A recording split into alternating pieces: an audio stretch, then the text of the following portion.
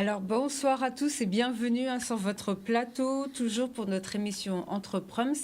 Nous sommes toujours sur le suivi du Covid-19, comme vous le savez c'est la reprise. Donc là on essaie de vous donner plein d'informations de manière à ce que vous puissiez savoir au mieux ce qu'il vous reste à faire et quoi faire si jamais vous avez des petites choses qui ne sont pas encore mises au point pour votre société. Et aujourd'hui, donc pour la première fois, pour moi c'est la première fois que je le vois physiquement, si je puis dire. Monsieur Willy Ramsamy, qui a suivi avec nous, ça va faire bientôt 3 mois maintenant, depuis le début de la crise, qui nous a fait tout le suivi du Covid-19 et qui a essayé d'informer au mieux tous les téléspectateurs et tous les Guadeloupéens, plus généralement, tous les artisans de Guadeloupe, puisque c'est Monsieur Ramsamy qui a la Chambre des métiers de l'artisanat de Guadeloupe et qui vient nous faire un point, puisqu'il a été mis en place un plan de relance de l'artisanat. Donc déjà, bonsoir. Bonsoir Sabine, bonsoir aux téléspectateurs de Canal 10. Vous allez bien? Très bien, merci. Et vous? Oui, ça fait plaisir de vous voir. Effectivement, on a beaucoup pendant la période de crise. Voilà. Alors, merci d'être venu aujourd'hui. Donc, vous avez sans doute entendu parler, donc le gouvernement parle de 800 000 emplois qui vont être perdus. Ça va être une suppression seulement selon leurs calculs. Donc, Bruno Le Maire a indiqué ce mercredi 10 juin que le gouvernement tablait sur la suppression de 800 000 emplois en raison des effets de l'épidémie de coronavirus sur l'économie. Cela représenterait 2,8% de l'emploi total. Donc, est-ce que dans ces chiffres, il y a les emplois de l'outre-mer et auquel cas la Guadeloupe aussi est concernée par ces chiffres? Est-ce que vous avez déjà une première impression ou un premier retour pour l'instant? Alors, c'est vrai que nous revenons d'une crise sanitaire qui est maintenant pleinement une crise économique et que cette crise sanitaire laisse immanquablement des traces dans les entreprises et que certaines entreprises sont clairement menacées. En tout cas, j'ai entendu comme vous les prévisions du ministère de l'économie et des finances.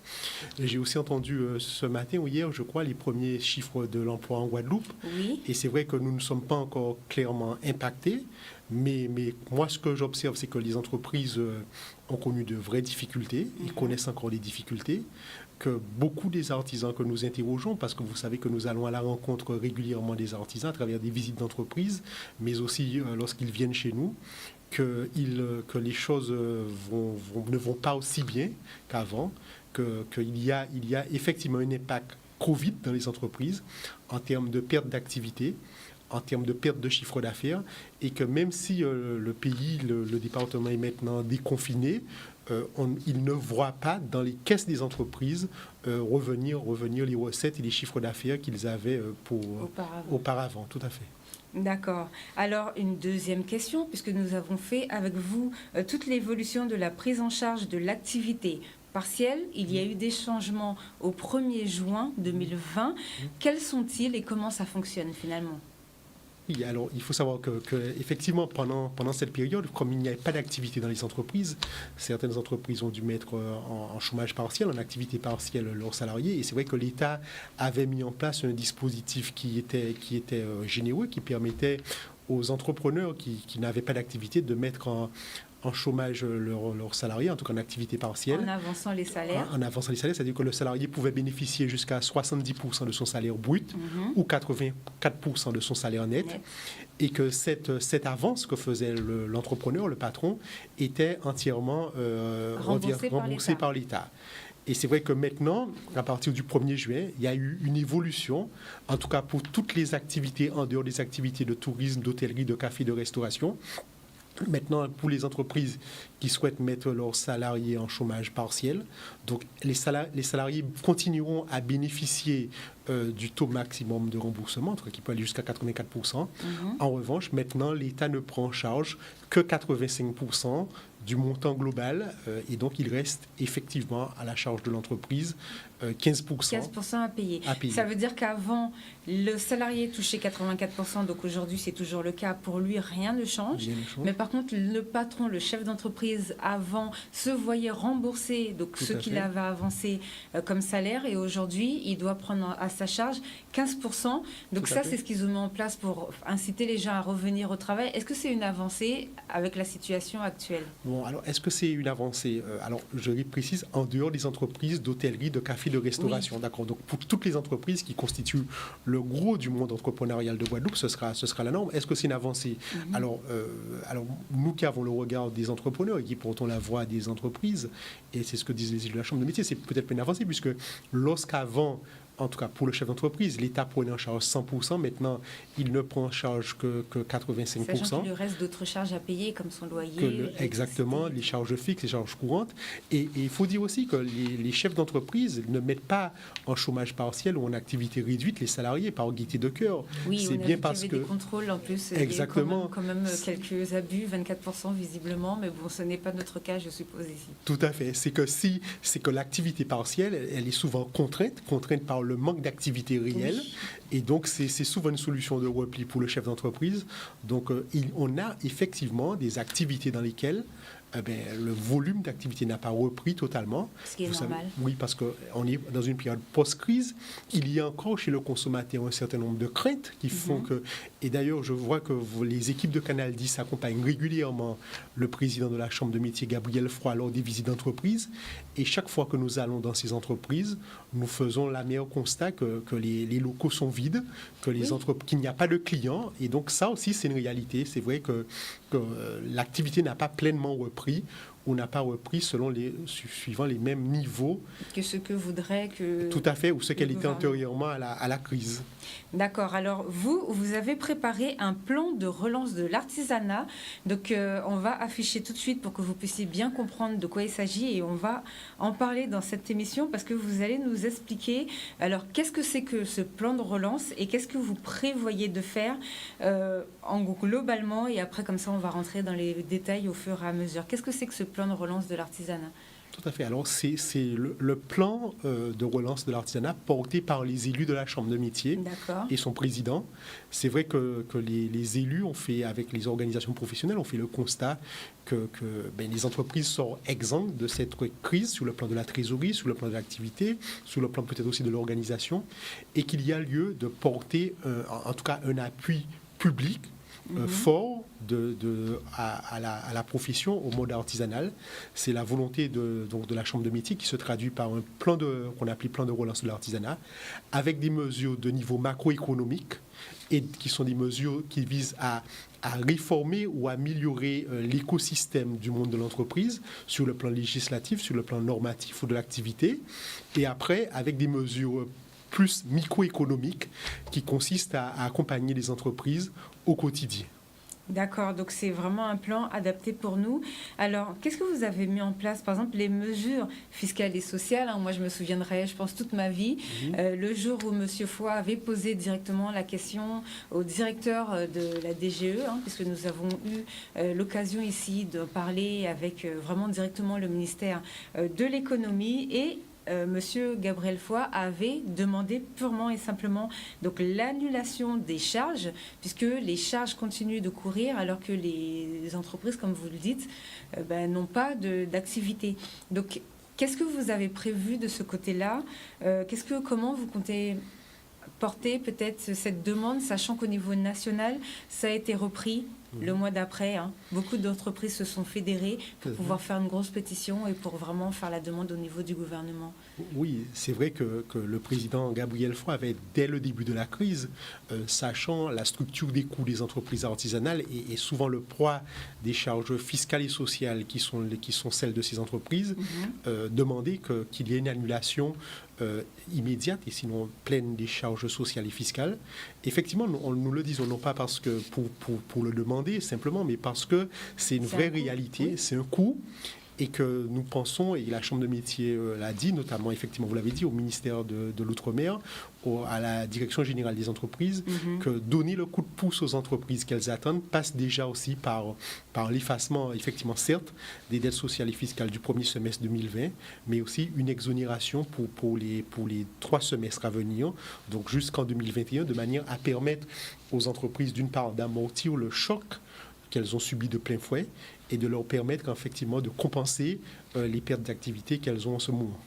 Alors, est-ce que vous savez, parce que pour l'instant, on ne sait pas si ça va être accepté ou pas, puisque de toute façon, c'est une demande générale, mais est-ce que vous savez si au moins le gouvernement a réfléchi à une baisse peut-être de ces charges sociales Parce que c'est quand même des charges qui sont fixes et qui coûtent cher pour un chef d'entreprise. Donc, est-ce que vous pensez qu'ils vont au moins baisser sur le coût de la charge ou pas spécialement? Alors, moi, j'ai comme vous Vous n'avez pas de remontées retour? oui, qui sortent des différents ministères. Bon, c'est vrai qu'au départ, en tout cas, il y a déjà une avancée, puisque ce qui pourrait paraître un dogme comme on ne joue pas sur les charges sociales, forcément, on a vu des avancées dans le cadre de cette crise. Et donc, je crois que c'est le travail qui est fait par le réseau des chambres de métiers, puisque ce n'est pas une doléance aussi portée uniquement par la chambre de métiers de Guadeloupe, mais par l'ensemble de notre réseau, et aussi par les organisations professionnelles de l'artisanat, les confédérations et donc et l'union professionnelle des entreprises de proximité. Donc alors moi, nous ne doutons pas que ce message sera entendu, et donc il y a un dialogue constant et permanent entre les représentants des petites entreprises, les représentants du monde artisanal, les services de l'État et les ministères pour permettre une évolution que nous espérons positive sur ce dossier. D'accord.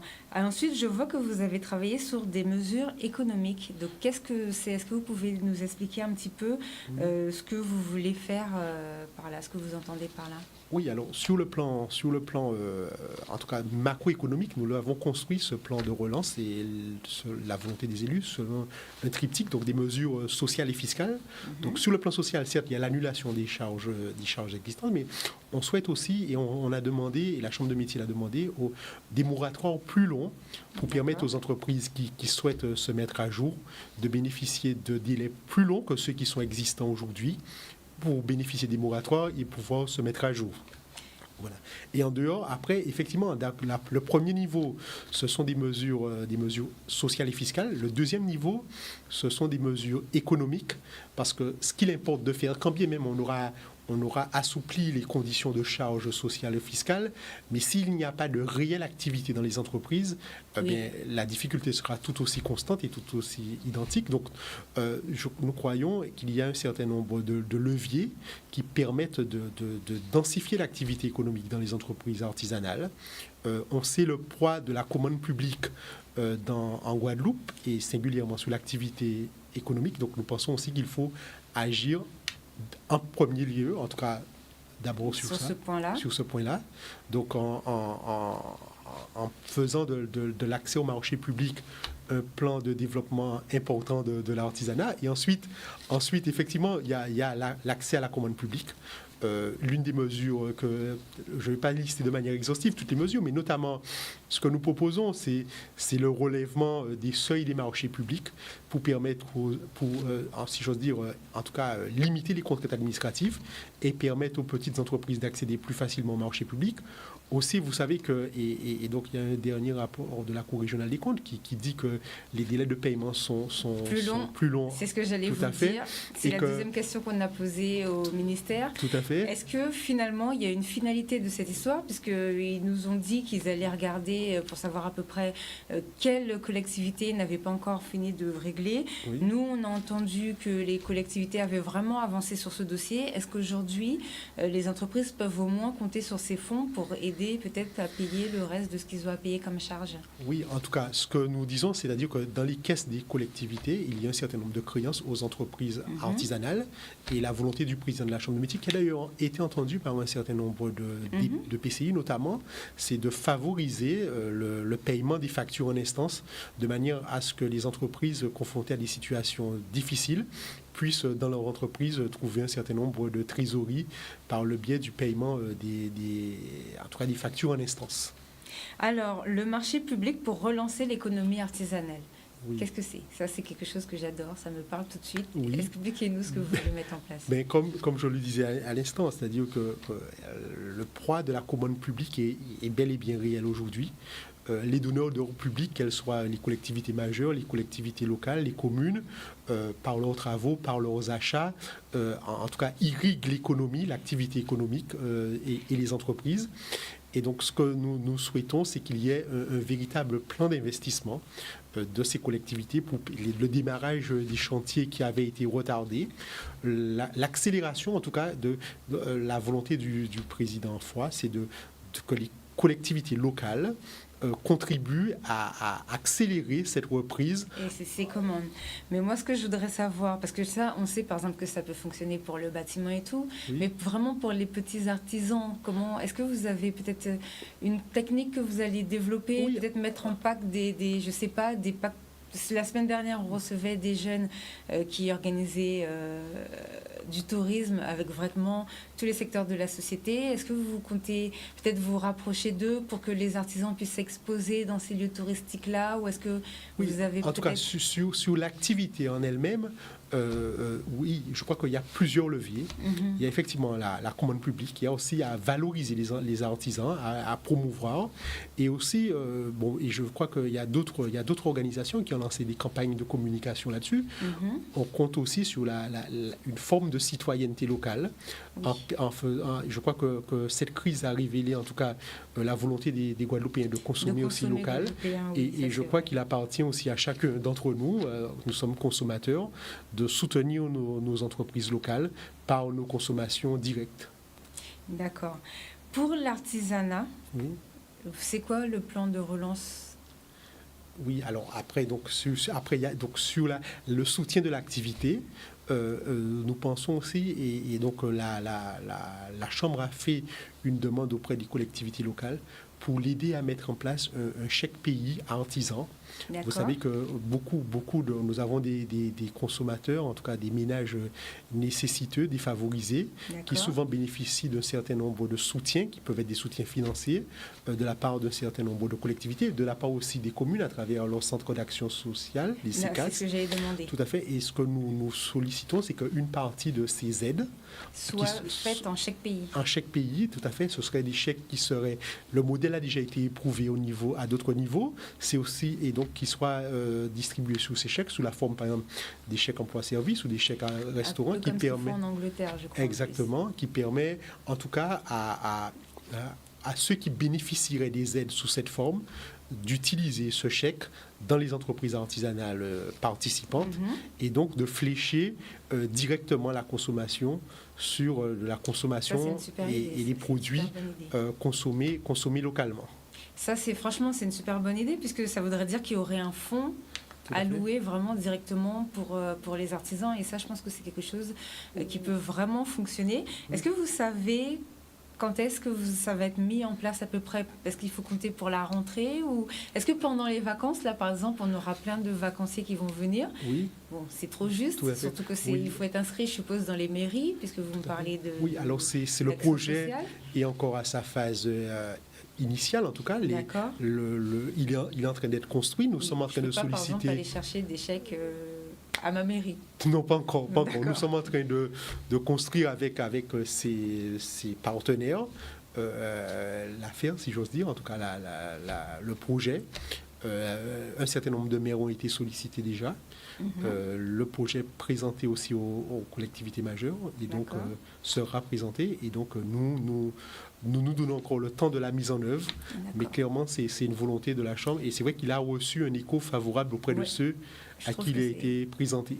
Non, je pense que c'est vraiment une bonne idée puisque ça fait un budget qui va directement dans les artisans, comme je disais tout à l'heure. Exactement. Donc, je pense que ça peut être vraiment, vraiment très intéressant. Alors, je vois aussi que dans le dossier, vous avez prévu un plan de relance pour l'apprentissage.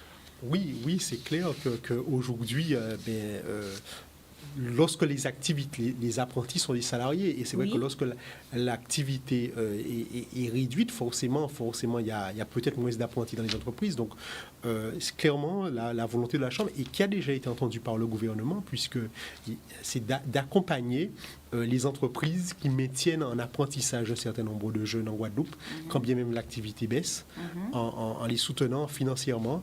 Et donc, vous avez entendu que récemment, notamment le ministre de l'Économie et des Finances a annoncé toute une panoplie, en tout cas de mesures, notamment de mesures financières, pour soutenir l'apprentissage et soutenir les entreprises qui emploient des apprentis. Donc ça, ce sera valable À la rentrée en septembre, Oui, vous pensez? c'est valable pour les prochains contrats d'apprentissage et ce sera valable pour celles qui ont jusqu'en février 2021 en tout cas. D'accord. Est-ce que les jeunes qui étaient en apprentissage avant le confinement ont pu revenir en apprentissage ou est-ce que pour l'instant ils sont toujours en rupture d'activité? Est-ce que vous savez? Alors aujourd'hui, nous avons un centre de formation qui est l'UOMA, qui est l'Université régionale des métiers de l'artisanat.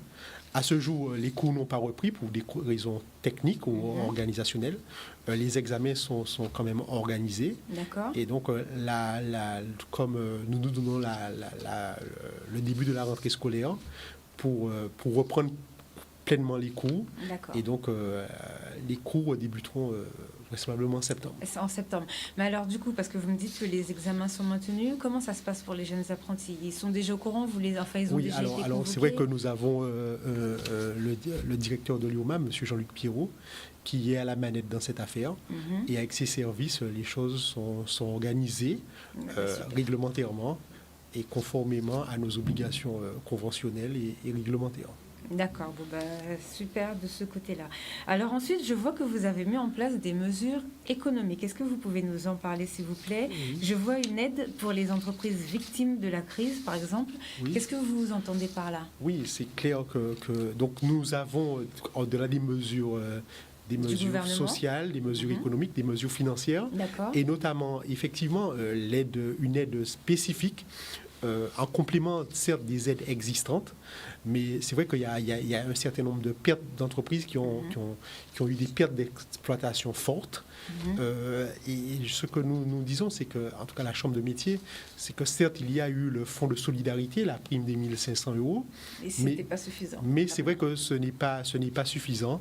Et donc, il y a un certain nombre d'organisations professionnelles relaient cette idée qui, à notre sens, a du sens et est justifiée, en tout cas, d'accompagner les pertes d'exploitation par les entreprises, par un mécanisme de subvention, parce que il est vrai aussi que s'il y a un certain nombre d'aides qui sont existantes et qui sont les bienvenues, en dehors de la prime de solidarité, toutes les aides existantes sont faites sous forme de prêts, que ce soit le PGE, le prêt garanti par l'État, le prêt rebond de la région, l'avance remboursable. Ce sont des aides que les entreprises ont mobilisées, mais qu'elles devront rembourser. Et la volonté de la Chambre de métier, c'est qu'en dehors de ces aides, en tout cas de ces prêts, qu'il y ait une véritable aide à la perte d'exploitation pour les entreprises les plus fragilisées. Alors, pendant que nous étions ensemble là, pendant ces 3 mois de crise, on a pu voir que soit les banques ne suivaient pas. Donc, j'en profite pour vous poser la question. Est-ce que vous avez un retour par rapport à ça? Parce qu'il y a beaucoup d'entrepreneurs qui n'arrivaient pas à faire des prêts. Ou soit les dossiers ne passaient pas parce qu'il y avait un problème ou bien il manquait, enfin, les charges antérieures n'étaient pas réglées et tout. Est-ce que vous pouvez nous éclaircir un petit peu sur ce point? Oui, alors c'est vrai que notamment, on en avait souvent parlé, qui est le prêt garanti par l'État, qui permettait aux entreprises qui avaient des difficultés de solliciter une aide qui pouvait aller jusqu'à 25% de leur chiffre d'affaires antérieur sous forme de prêt. C'est vrai que on a eu en tout cas les artisans nous ont fait remonter des difficultés à mobiliser cette aide. Moi, j'ai aussi j'ai lu les chiffres de l'État qui disaient qu'il y a près de plus de 2000 entreprises c'est sur les grandes sociétés. Qui ont mobilisé, moi, exactement, sur le terrain, pas les artisans qui ont mobilisé cette aide. Et c'est vrai que ce sont beaucoup les grosses entreprises qui ont déjà des millions. En tout cas, qui ont sollicité cette aide. Mais ce que nous observons aussi, c'est que parallèlement, la collectivité régionale a mis une plateforme remboursable qui va de 3 000 à 15 000 €. Et avec un certain nombre de conditions qui sont plus si j'ose dire, appropriées. Et là, nous avons de nombreuses entreprises artisanales qui sollicitent cette avance remboursable. D'accord. Et ils ne sont pas contraints par cette histoire il faut être à jour des charges antérieures ou bien il ne faut pas avoir de problème avec la diète ou avec l'ancienne dette de RSI? Il faut savoir que ce sont des fonds publics qu'il faut être à jour de. Mais dans les dispositifs, notamment du dispositif régional d'avance remboursable, il est demandé une attestation sur l'honneur d'être à jour des charges sociales ou de négocier un moratoire. D'accord, je vous pose bien la question parce que c'est vrai que la région avait communiqué dessus, que c'était vraiment pour aider les sociétés qui se voyaient refuser des prêts parce qu'ils n'étaient pas à jour. Des fois, il y a des gens qui ont des dettes de RSI, puisqu'à l'époque, on sait très bien que le RSI, de toute façon, c'est pour ça qu'il a été démantelé, puisqu'il y avait beaucoup de calculs qui étaient mal faits, donc qui ne se justifiaient pas, puisqu'on demandait par exemple 15 000 euros à quelqu'un qui touchait que 3 000 euros. Donc, je voulais vraiment savoir si de ce côté-là, les gens ont vraiment pu bénéficier de cette aide concrètement sur le terrain. Alors, comme je le dis, les retours que nous avons, c'est que le PGE, il y a toujours quelques difficultés d'obtention. En tout cas, et de manière objective, on peut constater que ce sont plutôt les entreprises de taille intermédiaire ou d'une certaine taille qui l'ont mobilisé. Que c'est vrai que la petite entreprise a rencontré des difficultés réelles de mobilisation, qu'aujourd'hui, avec le déconfinement, il faut reconnaître aussi qu'il y a peut-être des dossiers qui sont accélérés, mieux traités, et que parallèlement, des dispositifs nouveaux sont venus se greffer à ces dispositifs. Votre dispositif. Exactement. Mais clairement, c'est vrai que le ressenti et les remontées que nous font les chefs d'entreprise, c'est clairement des difficultés à obtenir les prêts auprès des banques. D'accord. Surtout à taux zéro, vous essayez vraiment d'avoir des choses à taux zéro? Oui, alors notamment sur les dispositifs de l'État et les dispositifs régionaux, ce sont des taux qui ont été annoncés, tout à fait. D'accord. Les fonds européens, je vois que vous en parlez dans votre dossier. Oui, alors c'est sur le plan de relance de l'artisanat. Donc, effectivement, l'aspect financement, c'est l'un des leviers, puisqu'il nous appartient de mettre de la trésorerie dans les entreprises. Et donc, nous sommes un département dans lequel un certain nombre de fonds européens, le FEDER, le FSE, le FIADER, soutiennent quelque part l'activité économique. Et donc, ce que nous proposons, ce que nous souhaitons, c'est de voir, en tout cas, des taux d'intervention des fonds européens, notamment sur l'activité, sur l'investissement des entreprises, plus importants, puisque c'est vrai que nous pensons que ce sont des fonds qui peuvent contribuer à soutenir l'activité artisanale, et notamment la structuration de filières. Alors, on sait déjà, puisqu'il avait été annoncé par Bercy, que les fonds européens, justement, repartent bien souvent en Europe, puisqu'on ne les utilise pas dans les Outre-mer. Donc, est-ce que là, par rapport à cette situation particulière, vous avez prévu d'aider, peut-être d'accompagner les artisans pour qu'ils puissent peut-être bien faire leur dossier, ou bien de les relancer de temps en temps, parce qu'on sait que des fois, c'est que tout simplement les artisans soit ne savent pas que ça existe, ou bien soit ne font pas forcément la demande tout de suite. Est-ce que vous, dans votre communication, vous faites vraiment, vous incitez vraiment les gens à bénéficier de ces fonds? Tout à fait. En fait, nous soutenons, nous aidons les entreprises à mobiliser les financements nécessaires à leur activité. Surtout que c'est leurs impôts, ce sont leurs charges qui payent, quand même. Alors, il faut le savoir. Exactement. Il y a un certain nombre il y a des dispositifs existants de financement de l'investissement des entreprises, notamment l'ARDA et l'ARIS au niveau régional, l'ARIS au niveau régional. Et après, lorsque les projets ont une certaine dimension, donc au-delà de 80 000 euros, nous incitons et nous accompagnons les chefs d'entreprise qui le souhaitent à mobiliser des fonds européens, notamment par la réalisation de la demande, du dossier de demande, l'établissement des business plans et des plans de trésorerie, et la constitution du dossier et le dépôt en région de manière dématérialisée de cette aide. Et après, nous suivons avec les entreprises la bonne réalisation des travaux et des investissements qu'elles ont programmés plutôt. Alors justement, ça nous emmène à la deuxième partie du plan de relance que vous avez mis en place, où je vois que vous avez fait un gros pôle, intensifier l'accompagnement des entreprises artisanales. Alors expliquez-nous un petit peu tout ça. Tout à fait. Donc ça, c'est le deuxième volet du plan de relance de l'artisanat. Le premier volet, je vous le disais, ce sont des mesures macroéconomiques qui visent à améliorer le contexte, la situation contextuelle des entreprises. Et après, en dehors de ça, nous constatons, et nous l'avons constaté encore plus fortement pendant cette crise, que les entreprises ont besoin d'un réel accompagnement, c'est-à-dire de conseils, d'expertise, d'une personne ou d'une structure à leur côté qui les accompagne dans leur démarche. Vous parliez tout à l'heure de l'investissement, de la mobilisation des aides. C'est vrai que les chefs d'entreprise artisanales, les entreprises artisanales sont souvent des entreprises à taille humaine, certes, sans salariés pour beaucoup, et avec un chef d'entreprise qui a souvent une activité le nez dans le guidon et donc qui n'a pas forcément autour de lui un certain nombre de conseils ou d'expertise pour l'accompagner. Et donc, nous pensons que l'amélioration de la compétitivité de ces entreprises passe par un accompagnement individuel et un accompagnement poussé dans les domaines de la gestion, dans les domaines du financement, dans les domaines qui se sont fait jour avec cette crise. On pense, en tout cas, la crise, et vous l'avez constaté sur vos plateaux pendant toute la durée de cette crise, l'aspect numérique, l'équipement numérique dans les entreprises, leur capacité à faire les demandes sur des plateformes, notamment la plateforme des services fiscaux, a été quand même une lacune. Et que ça nous a renforcés dans l'idée que nous devons accompagner la digitalisation des entreprises artisanales et des petites entreprises en particulier. Donc ce sont toutes ces mesures que nous proposons dans le plan de relance.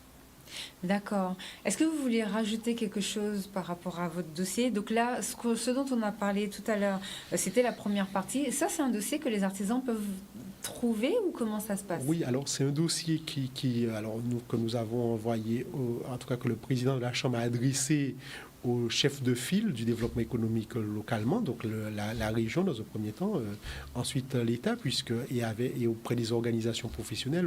C'est donc le souhait de la Chambre, en tout cas le positionnement de la Chambre, les propositions de la Chambre pour contribuer au redressement de l'activité artisanale. Donc c'est un dossier qui, dans sa forme publique, et en tout cas consultable par les artisans, par leurs représentations et par le grand public. Donc je crois qu'il sera très prochainement sur notre site internet et sur la page Facebook de la Chambre de métier. Donc il y a un communiqué de presse, il y a des informations qui sont transmises à la presse. Bon, vous êtes la première télévision à nous permettre de présenter ce en même temps, on a fait projet. Exactement. Tout le Covid. Donc mais je ne doute pas que vos autres confrères et consoeurs vont être contents. Exactement. En tout cas, vont nous permettre de le présenter au plus grand nombre. Oui, je pense de toute façon, puisque c'est le plan de relance de la Guadeloupe, donc il n'y a vraiment pas de raison pour ça. Au contraire. Pour tout ce qui est hygiène, sécurité, parce que je vois que ça fait partie de l'accompagnement, est-ce que vous avez un retour? Parce que là, on est en période de déconfinement, tout le monde a repris à peu près le travail. On a entendu hier donc les derniers mots du président au sujet de la fin de ce déconfinement. Donc, est-ce que vous savez comment ça se passe pour ceux qui ont repris? Est-ce que tout le monde maintenant a déjà réussi à mettre en place les mesures de sécurité, les mesures barrières et ainsi de suite? Comment ça se passe concrètement sur le terrain? Oui, alors ce que nous avons constaté des visites que nous faisons sur le terrain, c'est que ce sont des pratiques qui ont été intégrées très tôt par les entreprises artisanales.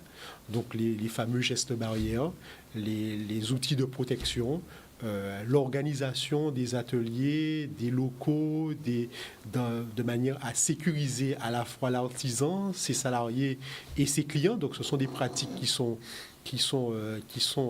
aujourd'hui établies et bien réalisées, bien pratiquées dans les entreprises. D'ailleurs, je crois que ça, c'est quelque chose qui s'est bien passé. Alors, nous, aujourd'hui, il y a là plus loin une autre difficulté, mais sur laquelle nous accompagnons les entreprises.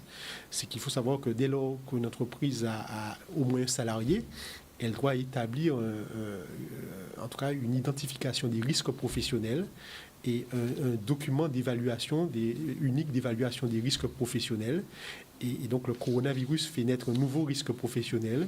Et donc pour les entreprises employeurs, donc sur cet aspect hygiène, sécurité, nous accompagnons les entreprises à établir, à mettre à jour leur document unique.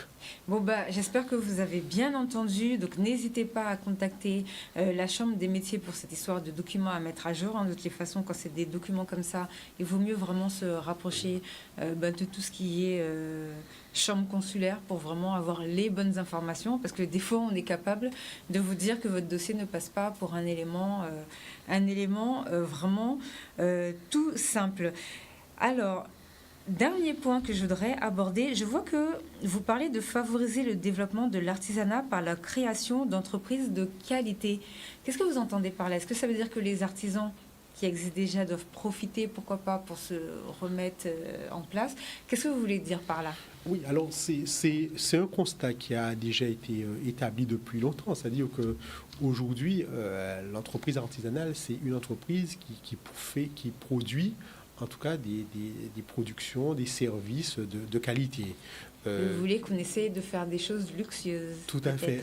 Non, et en dehors de ça, c'est-à-dire que nous pensons aussi que la Chambre de métier pense que la différenciation des produits artisanaux ne se fera pas par les prix, parce que forcément, compte tenu que nos coûts de revient sont plus élevés, qu'on sera toujours un peu plus cher, malheureusement, que les productions importées, d'une part, et que les artisans aussi souffrent de la concurrence de la production informelle, celle qui produit déloyale, celle qui produit au noir, et que là aussi, sur le plan du coût, du prix, elle ne sera pas compétitive. Donc, il faut chercher une compétitivité hors prix, hors coût.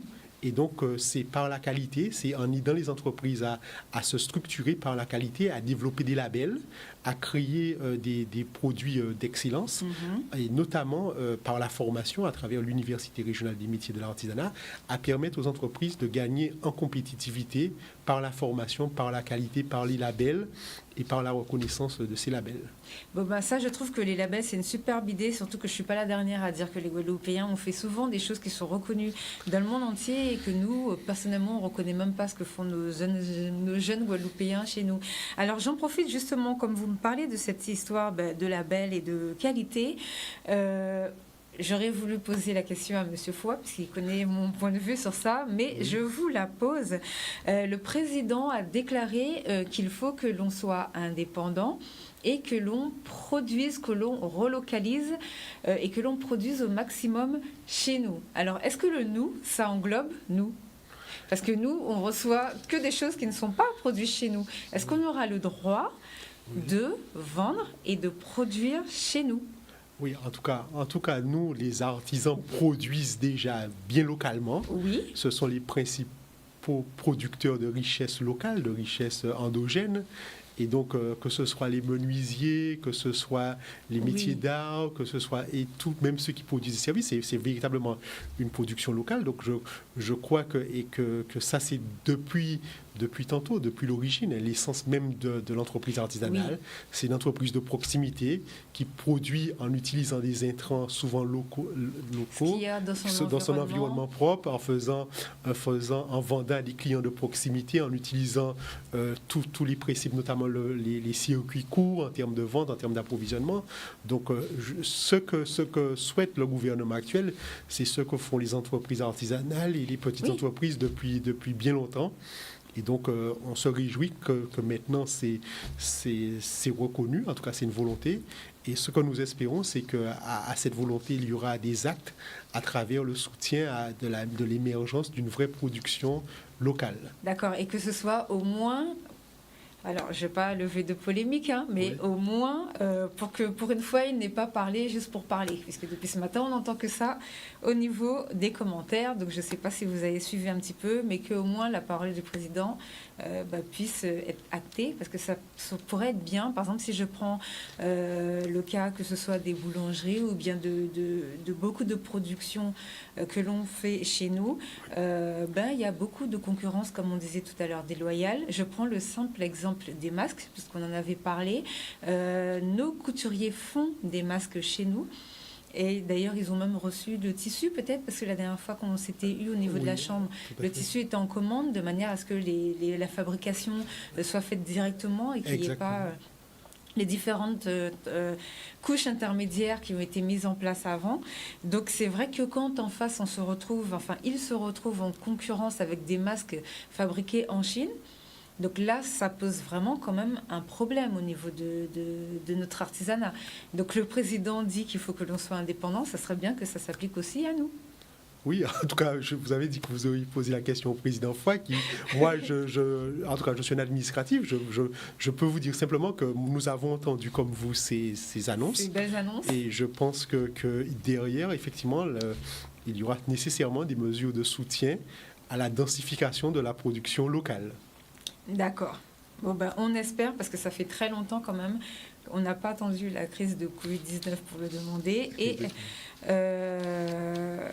enfin, moi, en tout cas, et nos autres invités ici, nous n'avons pas attendu la crise pour le demander. Et c'est vrai que c'est très important, ne serait-ce que pour la fabrication de masques. On peut vraiment en faire un métier. Hein. Ça veut dire que vraiment, en l'exporter, on peut faire pas mal de choses, avec ça. Oui, ce que nous disons, c'est-à-dire que pour produire localement, c'est vrai qu'on a un certain nombre pas d'inconvénients, mais en tout cas de faiblesses, notamment les coûts de revient des productions locales. Oui. Et donc, pour produire localement, il faut soutenir l'activité de production locale par un certain nombre de mesures qui peuvent être des mesures financières, qui peuvent être des mesures réglementaires ou même fiscaux. On a l'octroi de mer, on a des mesures de soutien de l'activité. Et donc, ce que nous disons, c'est que les entreprises sont, et vous l'avez dit, les couturiers l'ont démontré sur la question des masques, elles sont pleinement volontaires pour produire localement. Elles ont pour la plupart les moyens techniques, l'ingénierie, la capacité technique, la volonté de le faire. Et donc, c'est vrai que malheureusement, à certains moments, elles peuvent se heurter à ce problème de prix, au débouché, et pour leur permettre de produire pleinement, il faut contribuer à les soutenir. C'est la volonté de la Chambre des métiers, et organiser les filières de production et commercialisation, c'est aussi l'une des actions que nous avons présentées dans le cadre de ce plan de relance. D'accord. En tout cas, merci beaucoup, Monsieur Willy Ramsamy, pour ce tour. Vous avez chaud? Ça va? Non, ça va, merci, tout à fait. Vous êtes habitué maintenant? Tout à fait, exactement. Bon, vous avez déjà compris mon état d'esprit. Exactement, je l'ai compris. Bon, alors, plan de relance de l'artisanat. Donc, on va voir comment ça se passe pour nos artisans. On espère vraiment que vous avez eu les informations nécessaires. Numéro de téléphone pour vous joindre, la Chambre des métiers. Allez-y. Alors, on a notre standard sur le site du RESE, le 05 90 91 85 85, ou sinon sur Bastère, le 05 90 80 23 33. Mais sinon, je rappelle aussi que nous avons notre page Facebook, qui est un outil de contact permanent avec les entreprises, avec les artisans, avec nos partenaires, et notre site internet cmar.guadeloupe.com. D'accord, super. Et rapidement, dernière question, vous avez repris au niveau des locaux ou pas? Ah si, dès le 14 mai, nous avons repris. Oui, effectivement. Tout à fait, nos locaux sont accessibles aux entreprises artisanales, et donc nos services sont ouverts aux artisans, aux créateurs de 7h30 à 14h30 tous les jours. D'accord, merci d'être venu nous expliquer un petit peu le plan de relance que vous avez mis en place. Est-ce que vous avez une autre information que vous voulez faire passer peut-être sur le sujet? Non, nous avons été clairs. C'est bon, on a tout dit, on a tout détaillé dans l'ordre. Tout à fait. Parfait. Quant à nous, consommer local, évidemment, acheter guadeloupéen comme d'habitude. En plus, nos Guadeloupéens sont super forts, ils sont super bien.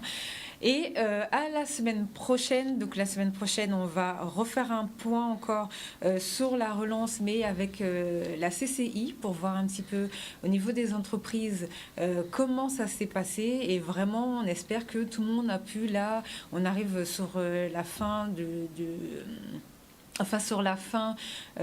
premier stade, si on peut dire ça, puisque là maintenant on arrive dans le deuxième stade qui est vraiment le déconfinement et la reprise. On va essayer de voir comment ça se passe au niveau de la relance. Donc rendez-vous la semaine prochaine. Au revoir à tous. Au revoir Monsieur Ramsamy, merci d'être venu. Merci à vous, merci à Canal 10. Merci. Au revoir, à la semaine prochaine.